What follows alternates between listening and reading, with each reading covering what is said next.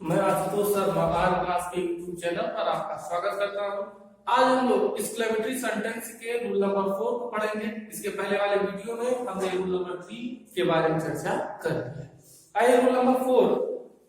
Rule 4 कहता है यदि एक्सक्लेमेटरी सेंटेंस के वाक्य में कभी भी शांति का भाव प्रकट हो, यदि एक्सक्लेमेटरी सेंटेंस के वाक्य में कभी भी शांति का भाव प्रकट हो तो उसका अनुवाद करते समय हस या लो का प्रयोग करते हैं। हस या लो। तो यदि एक्सक्लेमेटरी सेंटेंस में शांति का भाव प्रकट हो, का भाव प्रकट हो तो हस या लो का प्रयोग करते हैं। हस या लो का प्रयोग करते हैं। हस या लो का प्रयोग करते हैं। फार्मूला क्या होगा इसका? फार्मूला हस या लो प्लस विस्मयसूचक चिन्ह और वाक्य हो जाएगा टेंस के अनुसार। वाक्य टेंस के अनुसार, किसके अनुसार? टेंस के अनुसार, अकॉर्डिंग टू टेंस। तो क्या हो जाएगा यहां से कि हस लो और वाक्य आपका टेंस के अनुसार। जैसे चुप प्रधानाचार्य जी कक्षा में आ रहे हैं। कक्षा में आ रहे हैं।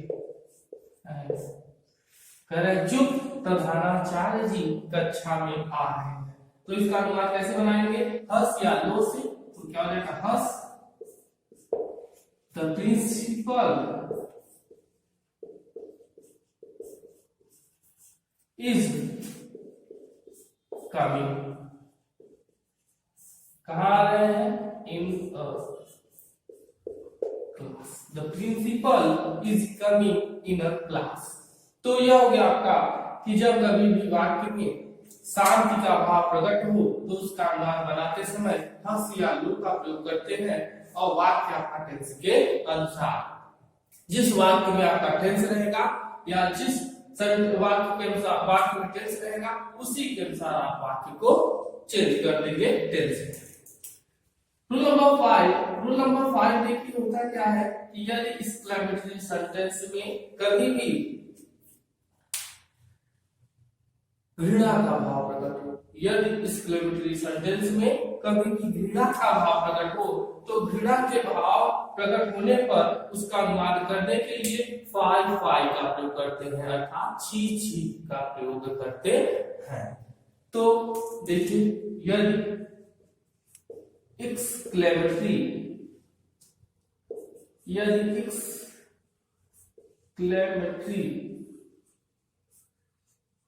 सेंटेंस के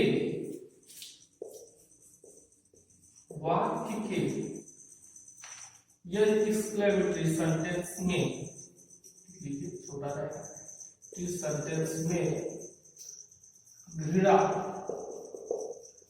का भाव प्रकट हो तो उसका अनुवाद बनाते समय प्रकट हो तो उसका अनुवाद बनाते समय फाई फाई का प्रयोग करते हैं। फाई फाई का प्रयोग करते हैं। फाई फाई का प्रयोग करते हैं।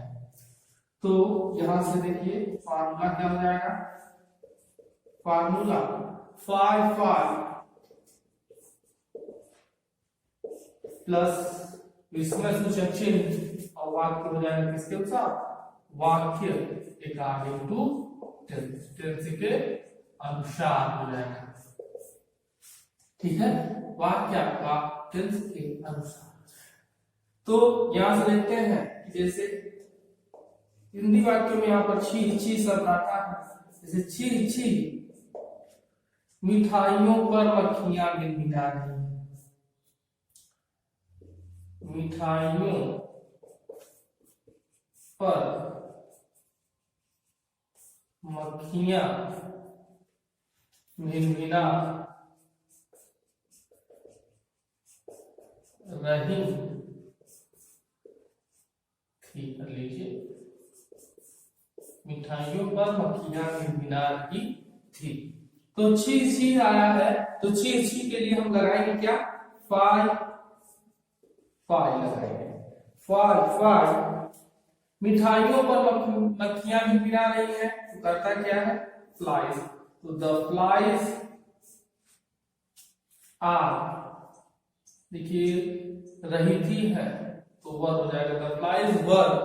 तो देखिए जब कभी भी मधुमक्खियां गिनगिनाए तो हम होता है हमिंग या हम, और जब कभी भी मक्खियां गिनगिनाए तो बज होता है, और जब कभी भी मनुष्य गिनगिनाए या बुदबुदाए तो होता है मरमर मर। तो यह हो गया बुदबुदाना, मधुमक्खियों के लिए यह, मक्खियों के लिए बज, और मनुष्य के लिए मरमर। तो द फ्लाइज वर, मक्खियां हैं तो हो जाएगा बज, और आईएनजी फॉर्म क्योंकि रहा रही रहे हैं, तो द फ्लाइज वर बजिंग। कहां पर, मिठाइयों पर, on the sweets, on the sweets.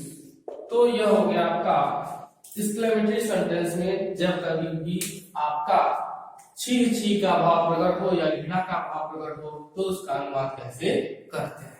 आगे देखते हैं हम लोग रूल नंबर 6। रूल नंबर 6 देखने से पहले यदि वीडियो आपको पसंद आ रहा है तो वीडियो को लाइक कर दे और ज्यादा से ज्यादा लोगों तक शेयर करें, और सब्सक्राइब नहीं किए हैं तो सब्सक्राइब कर दें। आइए देखते हैं रूल नंबर 6।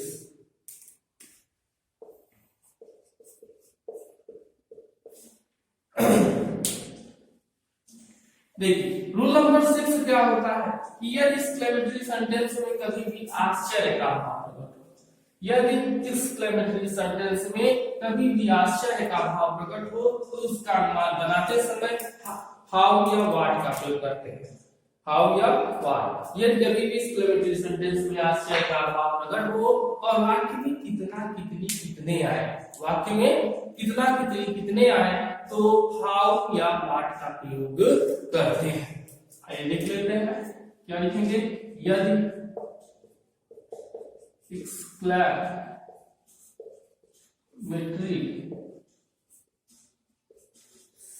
सेंटेंस में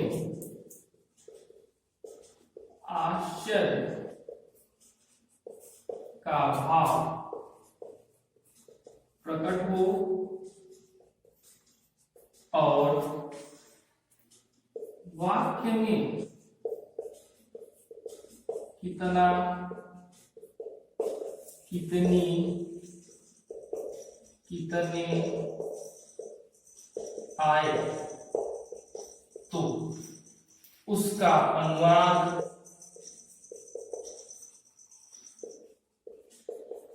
बनाते समय, उसका अनुवाद बनाते समय हाउ या व्हाट, हाउ या व्हाट का प्रयोग करते हैं, हाउ या व्हाट का प्रयोग करते हैं। तो यहां से देखिए हाउ या व्हाट, तो यहां से हम देखेंगे कि पहला हाउ का प्रयोग, हाउ का देखिए हाउ का प्रयोग कहता क्या है कि यदि एक्सक्लेमेटरी सेंटेंस में कभी भी कितना कितनी कितने आए और उसके बाद विशेषण, कितना कितनी कितने आए और उसके बाद विशेषण आए तो उसका अनुवाद बनाते समय हम हाउ का प्रयोग करते हैं। फिर से सुन लीजिएगा, यदि एक्सक्लेमेटरी सेंटेंस के वाक्य में इतना कितने कितने आए और उसके बाद विशेषण आए तो उसका अनुमान बनाते समय हाउ का प्रयोग करते हैं। तो क्या लिखेंगे, यदि वाक्य में कितना कितनी कितने आए और कितना कितनी कितने आए और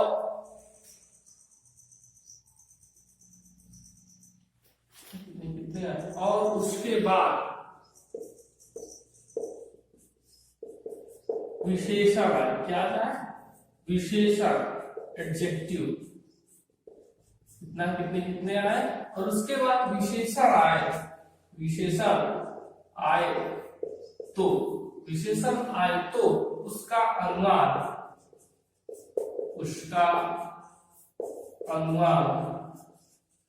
हाउ से किया जाता है। किससे किया जाता है, हाउ से किया जाता है, उसका अनुवाद हाउ से किया जाता है।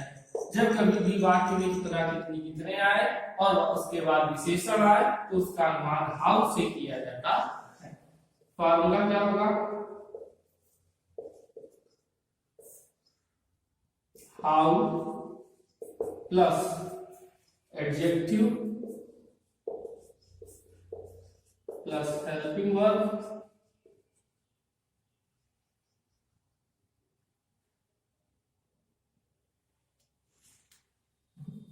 हाउ एडजेक्टिव सब्जेक्ट प्लस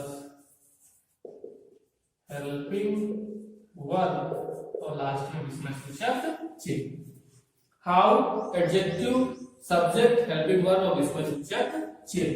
तो इसमें जैसे कि कितना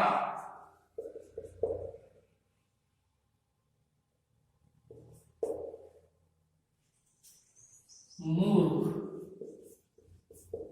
वह है, कितना मूर्ख वह है।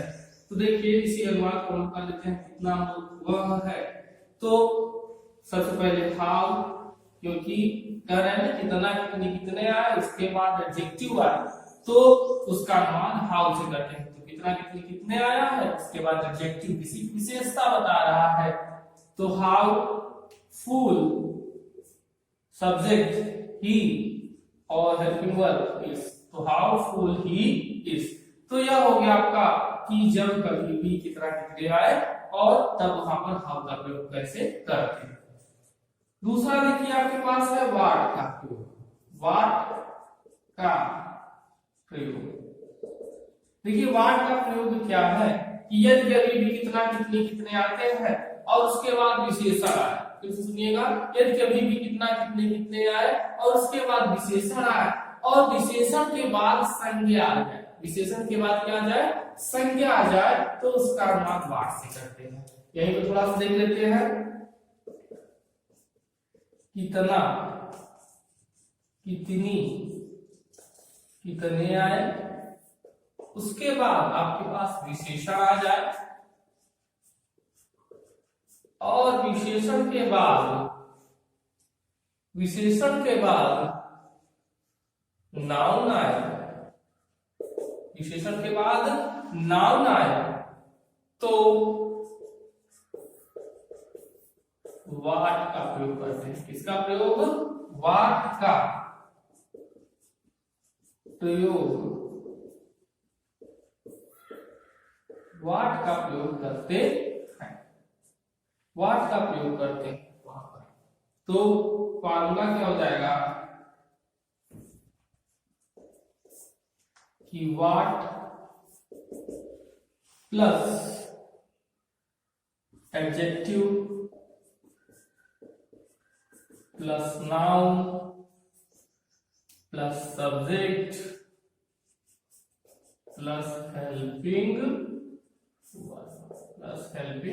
वर्ब और लास्ट में उसमें सूचक चिन्ह।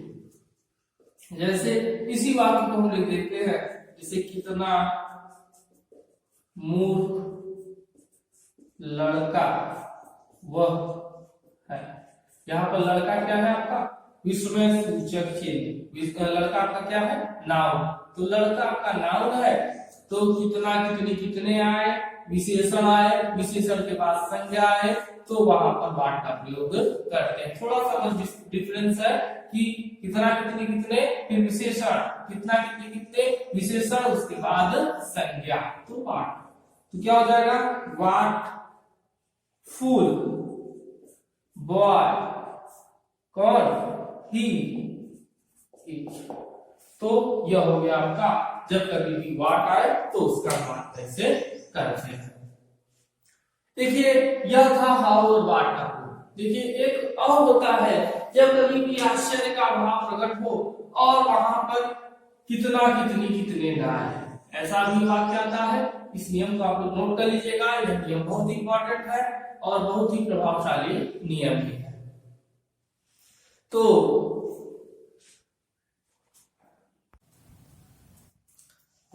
जब कभी भी देखिए वाक्य कैसे कहते हैं, जब कभी भी आश्चर्य का भाव प्रकट हो और उसमें कितना कितने कितने नहीं आते लेकिन वहां पर आश्चर्य का भाव प्रकट होता है, तो ऐसे वाक्यों का अनुवाद बनाते समय वहां पर गुड गिवन का प्रयोग करते हैं। किसका? गुड गिवन का।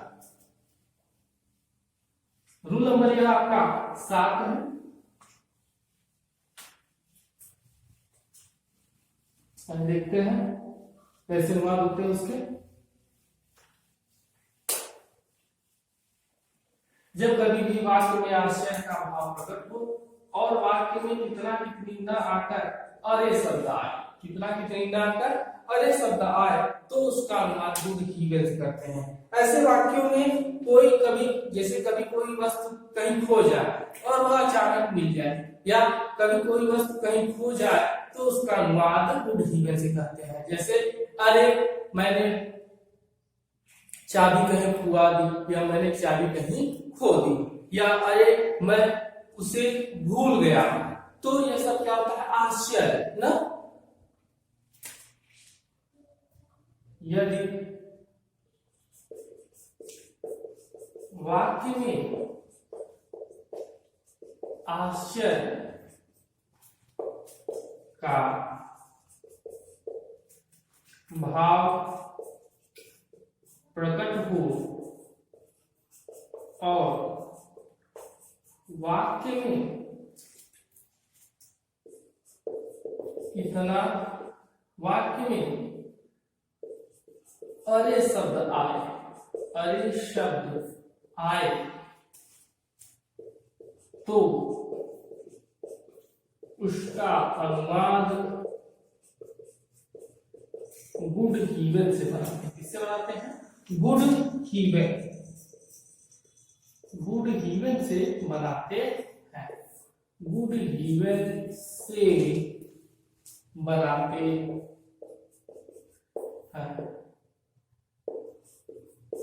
देख लेते हैं जैसे अरे फॉर्मूला इसका वही रहेगा गुड गिवन वाक्य टेंस के अनुसार। अरे मैं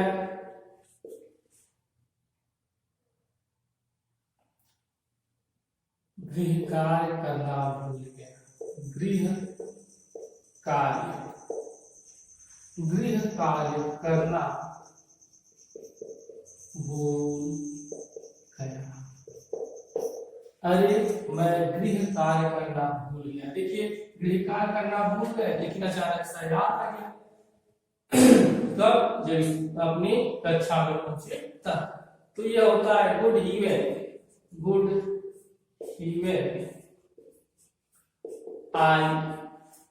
तो देखिए आ है, ई है, ए है, तो हम जानते हैं पास्ट इंडेफिनिट। तो यहां से होगा क्या कि I for gate, for got होगा second form, for got my. अरे मैं अपना गृह कार्य करना भूल गया, फॉर गॉट माई होमवर्क। अगर गृह कार्य होता तो आई फॉर गॉट होमवर्क। तो यह हो गया एक्सक्लेमेटरी सेंटेंस के सभी अनुवाद। एक्सक्लेमेटरी सेंटेंस के सभी अनुवादों को हमने बहुत बेहतर तरीके से आपके सामने प्रस्तुत किया है या आपके सामने समझ रखा है। अब अगर वीडियो आपको पसंद आया हो तो वीडियो को लाइक करें, ज्यादा से ज्यादा लोगों तक शेयर करें और सब्सक्राइब करना न भूलें। Thank you.